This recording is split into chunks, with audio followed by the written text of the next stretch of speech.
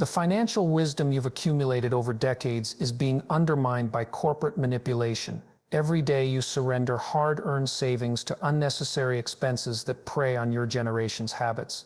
It's a psychological trap. Most men over 60 are hemorrhaging money without unnecessary expenses. These 22 financial drains aren't just costly, they're robbing you of freedom in your remaining years. Your responsibility is clear. Stop wasting money on what doesn't matter. Your dignity and independence depend on it. I want to talk about overpriced insurance policies that you're likely paying for right now. Look at your statements. Really look at them. What you'll find is that there's a peculiar relationship between security and fear as we age. Insurance companies understand this psychological vulnerability better than anyone. They know that as you move into your 60s, 70s, and beyond, the specter of catastrophe looms larger in your mind. They exploit this. They profit from it. I had a client once, a retired engineer, who was spending nearly $800 monthly on various insurance policies, life insurance with cash values that would never mature in his lifetime, cancer insurance despite comprehensive health coverage, excessive auto insurance for a car he drove perhaps once a week. It wasn't rational, it was emotional spending dressed up as prudence. What Carl Jung understood about security is profound. He recognized that our pursuit of absolute safety is often a neurotic avoidance of the fundamental truth of existence. Uncertainty is inescapable. No amount of premium payments can change that. The insurance you're over-purchasing is papering over an existential anxiety that money cannot resolve. So what do you do instead? You assess your actual risks, not your imagined catastrophes. You determine what you genuinely need protection against and what is simply feeding the insurance industry's profit margins. One client reduced his monthly insurance expenditures by 70% by eliminating redundant coverage and reducing excessive limits. That's $560 back in his pocket every month. That's freedom. Now let's talk about those premium cable packages you're still paying for. The average senior spends over $1,200 annually on cable television packages, most watching less than 10% of the available channels. This isn't just financial waste. It's a deeper pattern of consumption without consciousness. I remember visiting my uncle who proudly showed me his extensive cable package with over 200 channels. When I asked him which shows he actually watched, he could name programs on just 5 channels. The rest, well, they're there if I need them, he said, but he never did. He was paying for the illusion of abundance, not for actual value. This behavior reflects what Erich Fromm called the having mode of existence, where identity becomes wrapped up in what we possess rather than who we are or what we experience. You don't need 200 channels to feel complete. The psychological comfort of having it all available is a false security that drains your financial resources without enhancing your life. The practical path forward is straightforward but requires honesty. Track what you actually watch for 1 month. Then, either downgrade to a basic package covering those channels, or consider streaming services that provide the specific content you enjoy for a fraction of the cost. One gentleman I worked with saved $1,400 yearly by switching to 2 targeted streaming services. The third thing you're wasting money on is buying brand new vehicles after 60. There's a particular madness in how North American culture has equated automobiles with identity and status, especially for men. You've spent decades working, and now you believe you've earned that brand new luxury sedan or SUV. But have you considered what that purchase really represents psychologically? I knew a retired school principal who within 2 months of retirement purchased a $65,000 SUV that lost $12,000 in value the moment he drove it off the lot. When I asked him why, he said, "I've worked hard all my life, I deserve this." But the vehicle brought him anxiety, not joy, worry about scratches, parking lot dents, insurance costs, and the burden of an unnecessary car payment in retirement. This connects to what psychologists call the terminal spending phase, a period where people who have practiced financial discipline their entire lives suddenly abandon it, as if reaching a certain age grants permission for financial recklessness. It doesn't. In fact, it's precisely when financial discipline becomes most crucial. The wiser approach is purchasing quality pre-owned vehicles coming off 2 or 3 year leases. You avoid the massive initial depreciation while still getting a reliable vehicle with modern features. My client James saved $22,000 by purchasing a 3-year-old model of the exact luxury car he wanted, with just 28,000 miles on it. That's not deprivation, it's smart resource allocation. Excessive housing space is the 4th drain on your finances after 60. Many of you are living in homes designed for families that have long since moved away. Every unused bedroom, every rarely visited basement rec room, these spaces aren't just empty, they're actively consuming your resources through property taxes, heating, cooling, maintenance, and cleaning. The financial wisdom you've accumulated over decades is being undermined by corporate manipulation. Every day you surrender hard-earned savings to unnecessary expenses that prey on your generation's habits. It's a psychological trap.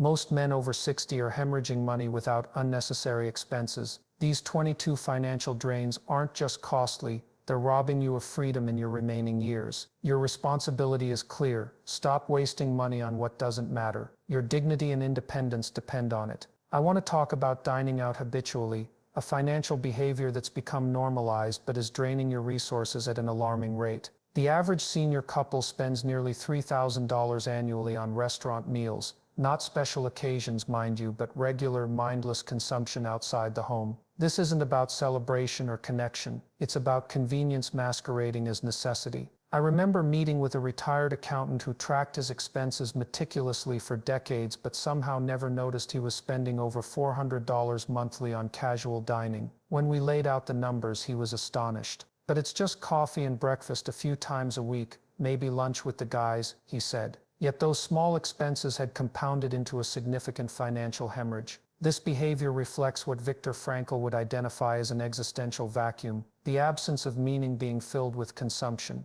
Restaurants aren't just selling food, they're selling temporary relief from boredom, from cooking alone, from the silence of an empty house. But that relief comes at a premium, both financially and psychologically, as it prevents you from developing more sustainable ways of addressing these deeper needs. The transformation begins with awareness and intentionality. One client reduced his dining expenses by 70% by implementing a simple rule. Restaurants were for genuine special occasions and meaningful social connections, not convenience or habit. He rediscovered the satisfaction of preparing simple meals, invited friends for potluck dinners, and found that his food actually tasted better when it wasn't competing with the sensory overload of restaurant environments. Now let's talk about those unused subscriptions silently draining your accounts each month. Digital subscriptions, magazine deliveries, membership fees to organizations you no longer engage with.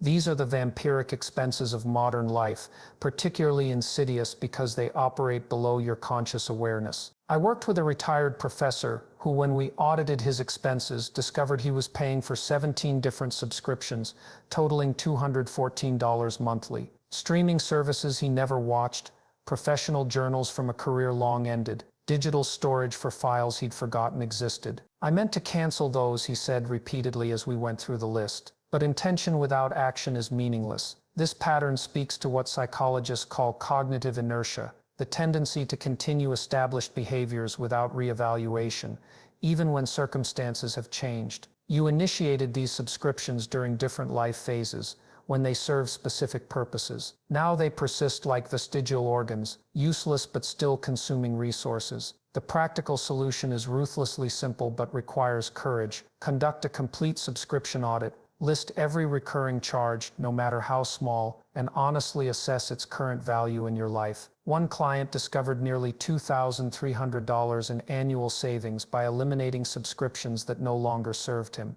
That's not just money. It's simplified mental bandwidth and reduced cognitive load. The third financial drain, brand name medications when generics are identical. This isn't just about frugality.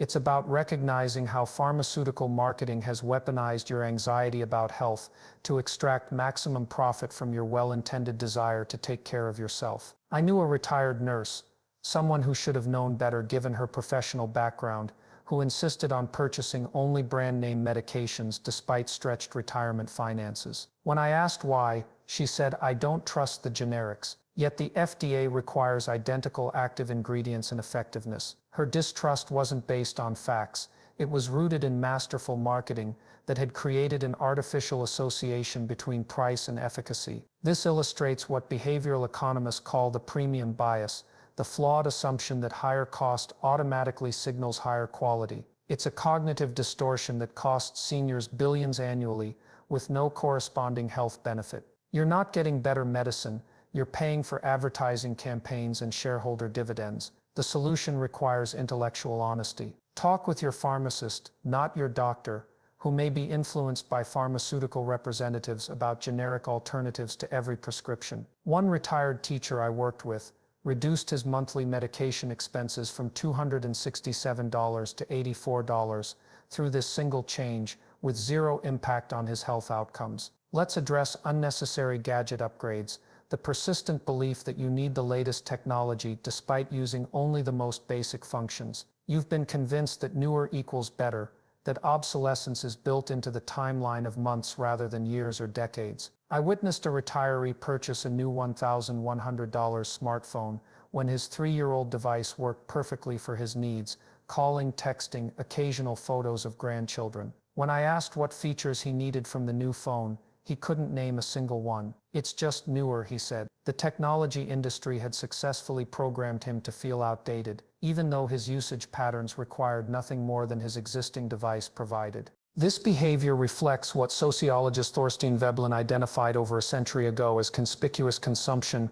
purchasing not for utility but for status or to avoid the appearance of falling behind. The technology sector has harnessed this human tendency with remarkable effectiveness, particularly targeting seniors who often feel anxious about appearing out of touch. The antidote is a ruthlessly practical assessment of your actual technology needs. One client adopted a simple rule: he would only replace technology when it broke beyond repair, or when a specific function he regularly needed was unavailable on his current device. This approach has saved him thousands while freeing him from the psychological treadmill of perpetual upgrading. Now, I want to be absolutely clear, this isn't about depriving yourself. It's about reclaiming your financial sovereignty from corporations that have engineered your spending habits to serve their interests rather than yours. Every dollar you save from these unnecessary expenses isn't just money, it's freedom, it's options. It's the ability to direct your resources toward what truly matters in your remaining years. The choice, as always, is yours.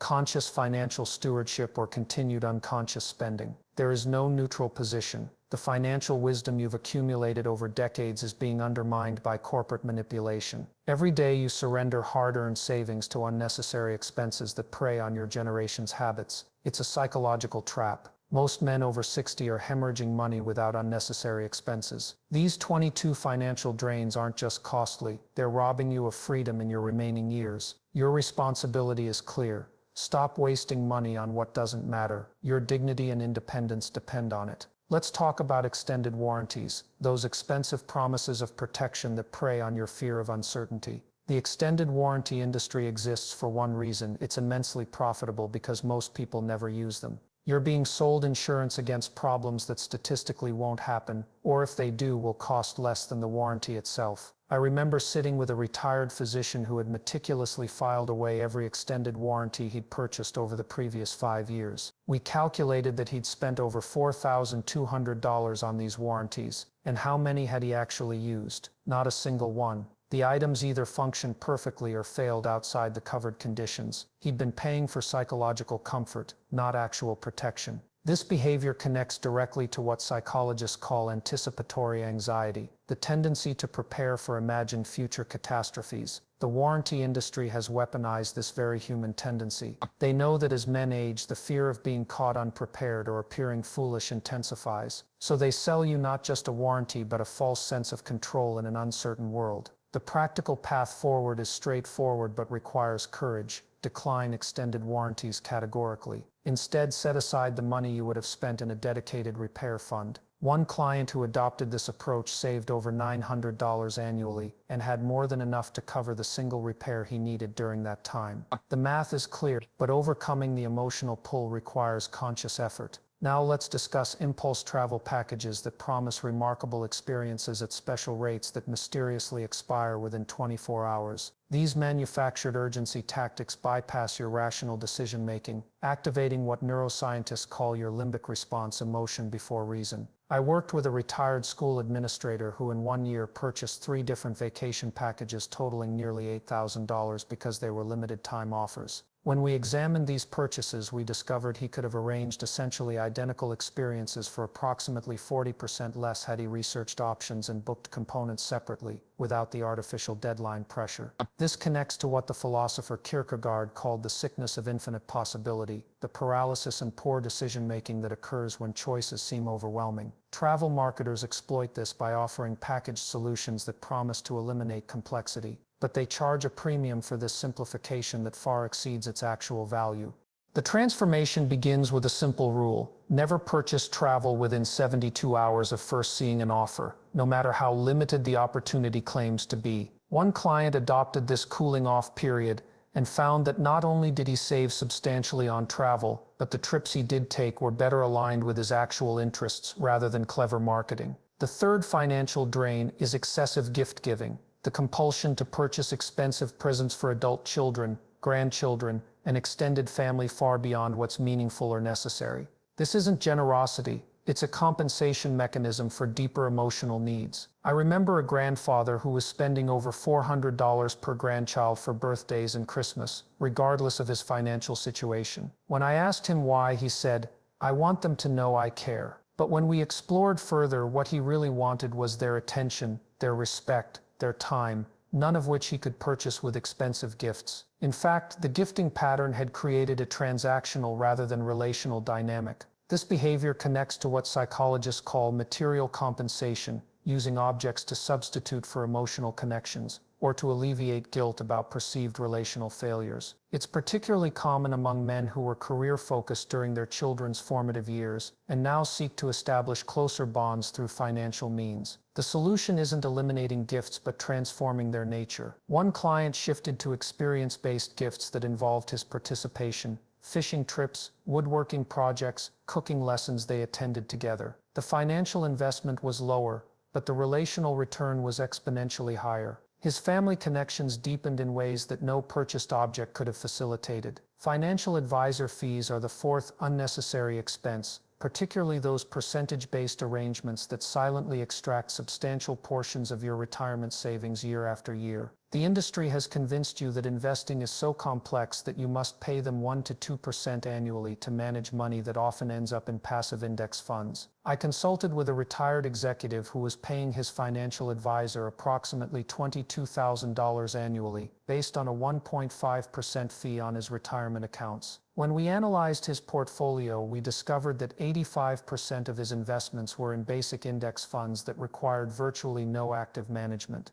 He was paying premium prices for basic services. This illustrates what economists call information asymmetry. When one party in a transaction, the advisor, has significantly more knowledge than the other, you creating opportunities for exploitation. The financial services industry has deliberately maintained this asymmetry, nurturing the belief that investing is too complex for ordinary people to understand. The path forward requires intellectual honesty and some initial effort. For many retirees with straightforward needs, a fee-only financial planner who charges by the hour can provide essential guidance at a fraction of the cost. One client who made this switch reduced his annual investment expenses from $18,700 to under $3,000, with no reduction in performance or service quality.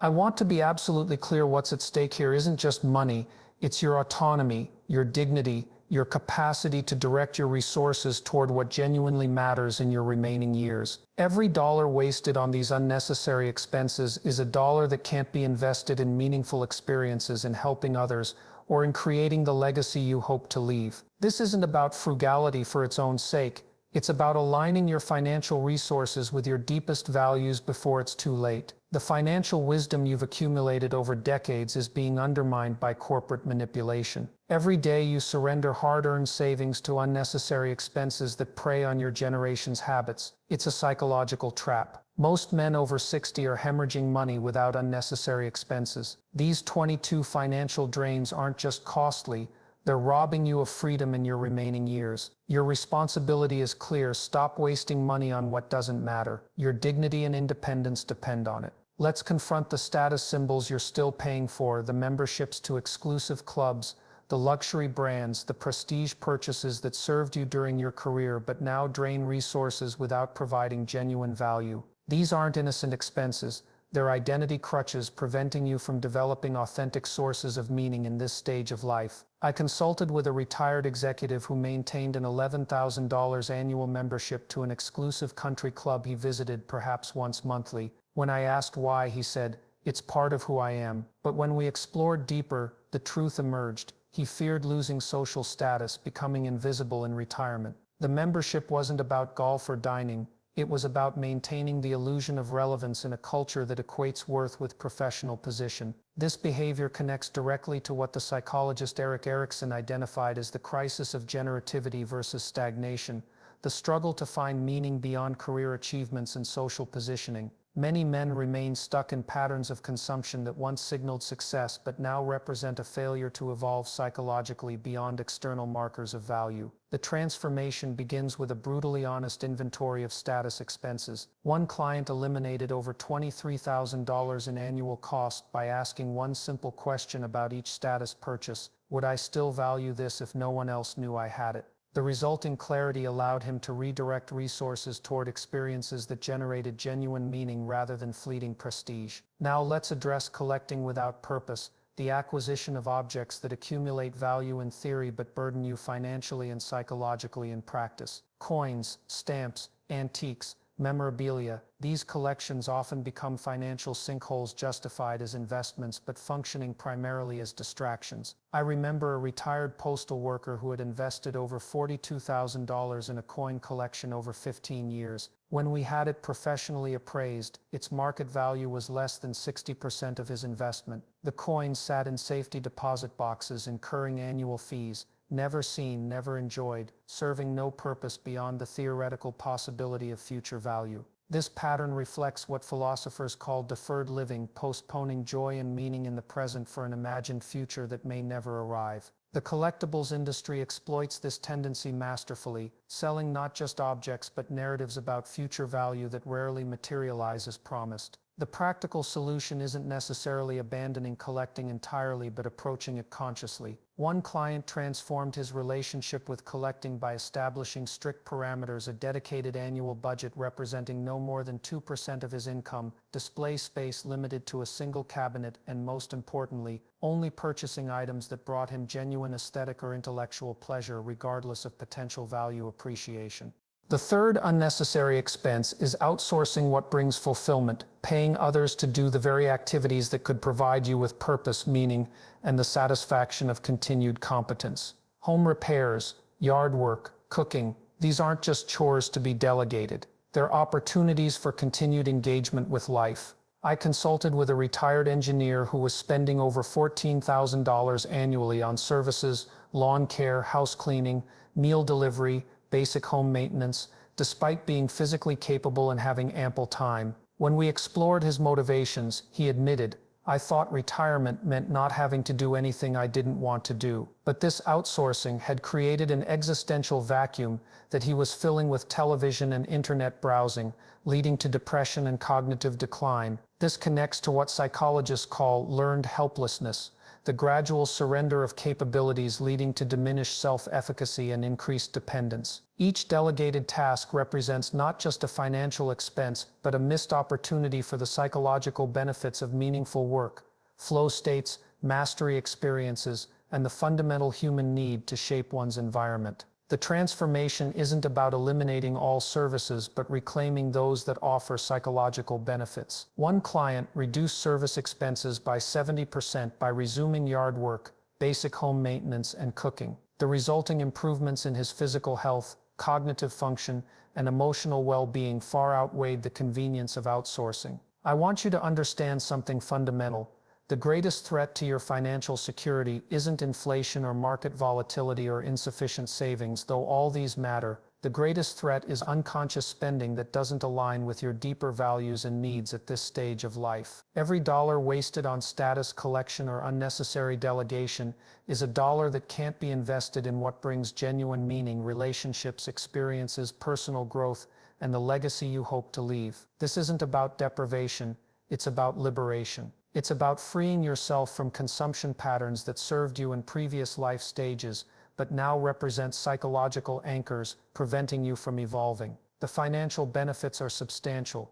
but the psychological transformation is profound. The choice, as always, remains yours: conscious financial stewardship or continued unconscious spending. But make no mistake, there is no neutral position here. Not to decide is to decide. The financial wisdom you've accumulated over decades is being undermined by corporate manipulation. Every day you surrender hard-earned savings to unnecessary expenses that prey on your generation's habits. It's a psychological trap. Most men over 60 are hemorrhaging money without unnecessary expenses. These 22 financial drains aren't just costly, they're robbing you of freedom in your remaining years. Your responsibility is clear. Stop wasting money on what doesn't matter. Your dignity and independence depend on it. Let's address frivolous lawsuits, the financially and psychologically destructive pursuit of litigation over matters that could be resolved through other means. I'm not talking about legitimate legal action when you've been genuinely wronged. I'm talking about the unconscious use of legal systems as weapons of emotional catharsis.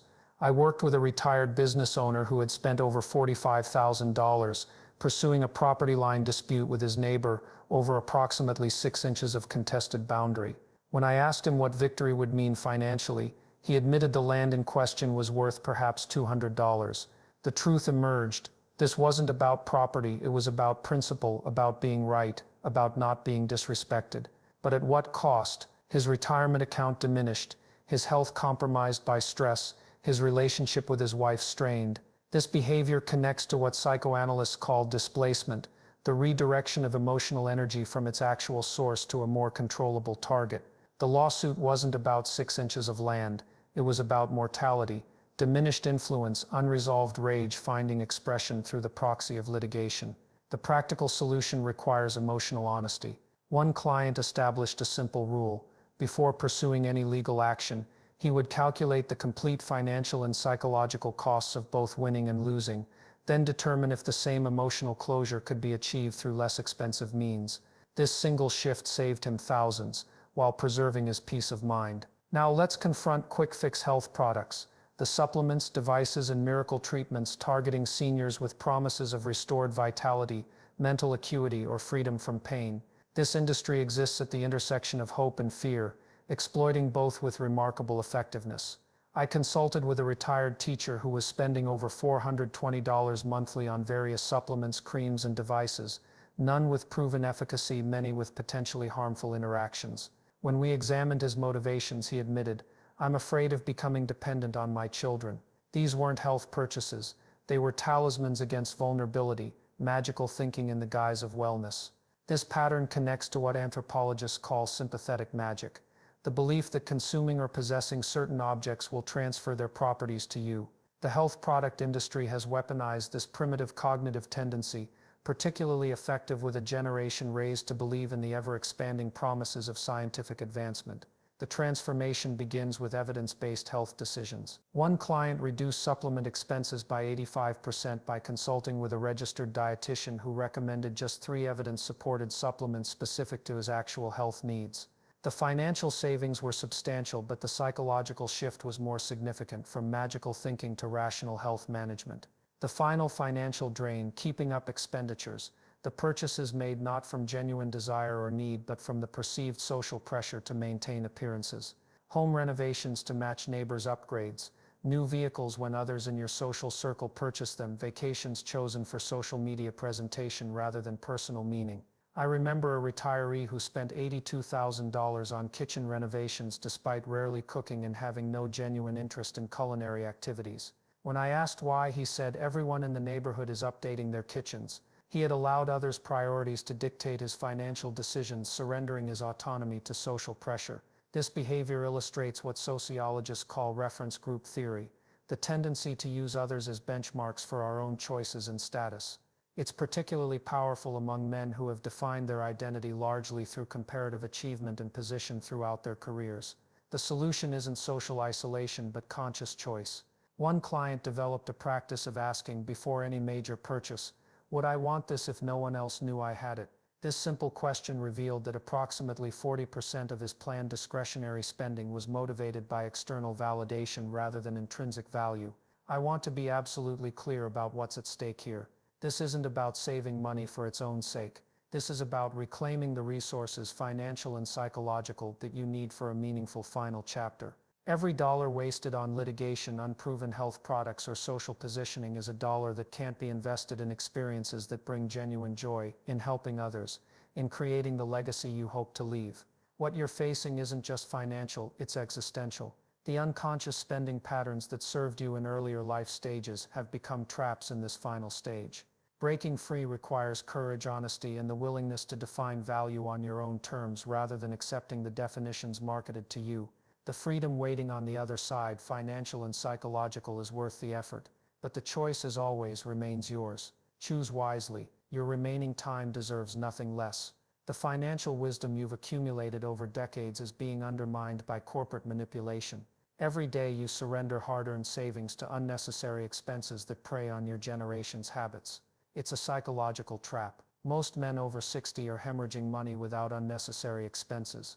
These 22 financial drains aren't just costly, they're robbing you of freedom in your remaining years. Your responsibility is clear. Stop wasting money on what doesn't matter. Your dignity and independence depend on it.